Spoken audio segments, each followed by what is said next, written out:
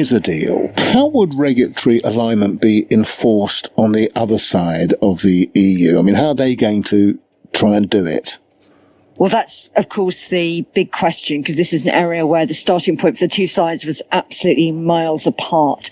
The UK really didn't want very much in the way of enforcement. It wanted big areas to which there was no dispute settlement, just some sort of provisions to talk, basically, if one side was worried about what the other was doing. The EU wanted a big battery of potential enforcement.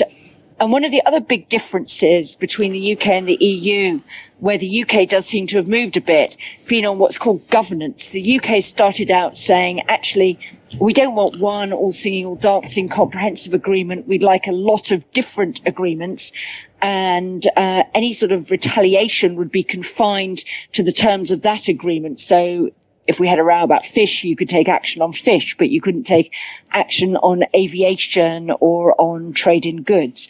The EU said, no, we want one single deal and we want the ability to cross-retaliate so that if the UK offends in one area, then the EU could take action in another. What we would probably see is much more of a sort of ad hoc panel arrangement. So if there's a dispute to be settled, you'd get an arrangement whereby the UK would nominate some arbitrators, the EU would nominate some arbitrators, and there might be somebody who was seen as an independent chair to make those decisions. And that's much more common in free trade agreements.